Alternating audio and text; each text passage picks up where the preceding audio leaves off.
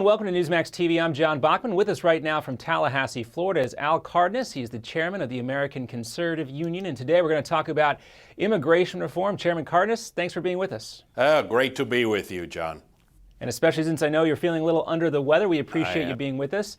Well, we've talked to a lot of the major players here at Newsmax on both sides of the debate, on the Republican side here. There's a lot of folks that in the Republican Party who are still against immigration reform, especially in the House of Representatives. Now, the ACU, though, was one of the first conservative grassroots groups to come out strongly in support of immigration reform. So have Representative Paul Ryan and a whole host of other party leaders. But what's your message to those House members who are still so strongly against it? Look, John, I, of course, have a different personal experience. I am an immigrant. I came to America as one. I've worked every day since I was 12 years old, mowing lawns and selling donuts door to door, delivering papers in middle school, high school, and cleaning offices my first years in college after work, and parking cars on weekends. And these are people that I lived amongst because I was one of them. And people who wanted to save for an old clunker so that they could stop taking 3 buses to get to work. People who were doing the best they could to save their meager existence to pay for a humble wedding for their daughter. So for me, it's a matter of the heart. And I'm a firm believer that there has to be a conservative solution to every challenge in America, or else why be a conservative? Conservative principles apply to every challenge that this country faces. And I'm a firm believer that the House can come up with conservative principles that can make us all proud. Yeah, I know this is a very personal issue for you, also for Senator Marco Rubio, also for Representative Labrador out of Iowa as well. When we look at this, though, from a more political perspective, would you say this is such a crucial issue for Republicans, not just so they can have a conservative solution to this problem, but because there is a lack of support generally from Latino voters for the Republican Party? Or is it more important to pass something here because the economics of all this are so important? Well, look, the way I feel about it, John, is that more often than not, good policy is good politics. And fixing the immigration problems that we have is good policy.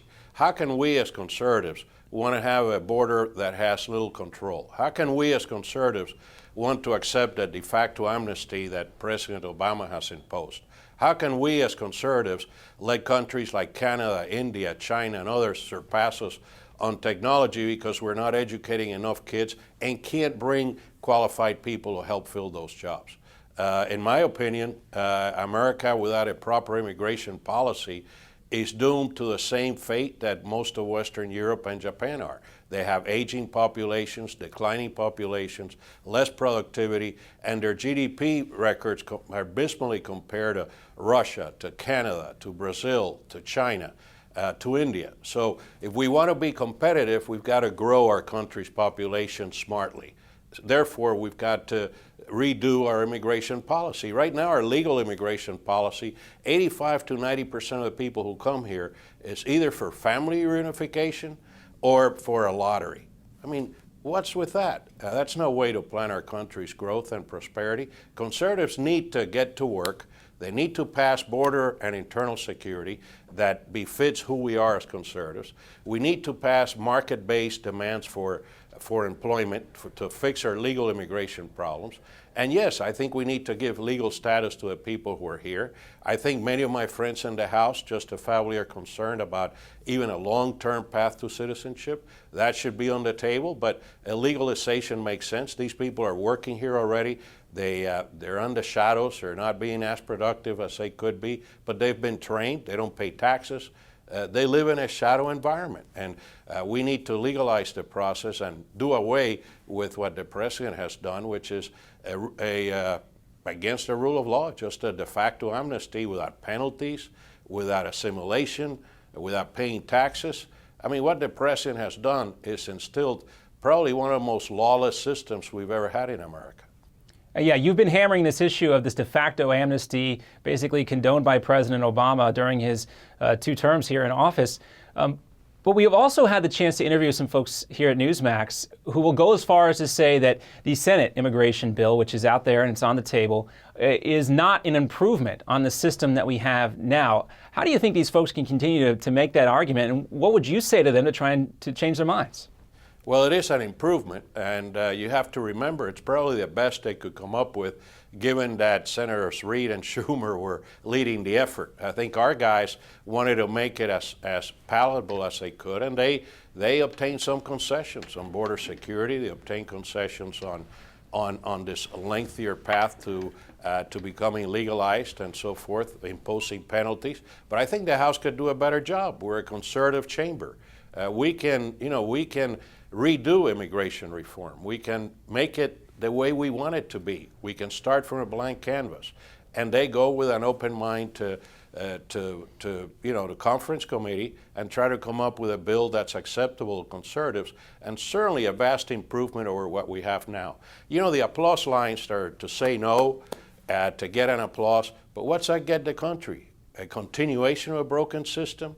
An admission that conservatives can't tackle the tough issues facing America? What's with that? We don't want to be known as the party of no or the movement of no. We've got to be known as the party and the movement of solutions. And immigration reform needs a solution. Well, there's, of course, a lot riding on this personally for House Speaker John Boehner, and it's not clear yet whether or not he can get a vote on any kind of package on immigration reform before the entire House. But what does it mean for Speaker Boehner if he can't get the House to do something, anything, on immigration reform? I'm encouraged by the progress that Chairman Goodlatte and Judiciary has come up with. Look, Judiciary Committee is integrated by men and women who are strong in the rule of law, who are very conservative on our constitutional processes, and they're going to decide to do this piecemeal. I think that's a good idea. At the end, they're going to have to consolidate reform so they could go to a conference with the Senate. But so far, what I've seen about border security, their conversations about internal security, going to a more market-based legal system in the future, I like what they're coming up with. And I think conservatives all over the country will as well. And so you're optimistic then? You don't think this is going to be an issue for Speaker Boehner then?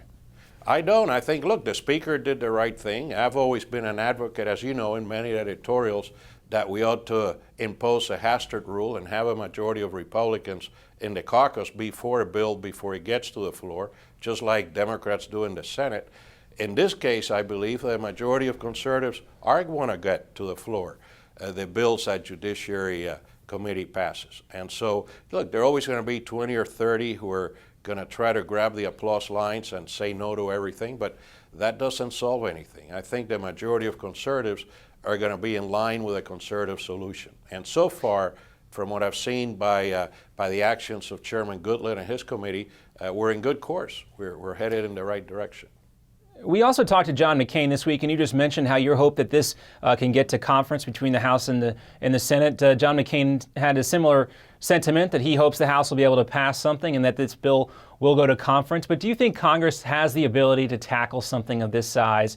Because we know also coming up down the road, they're going to have a big fight on the debt ceiling and on other budgetary stuff as well. Do you think Congress can work on that and immigration at the same time? Well, I don't know how they're going to do it sequentially.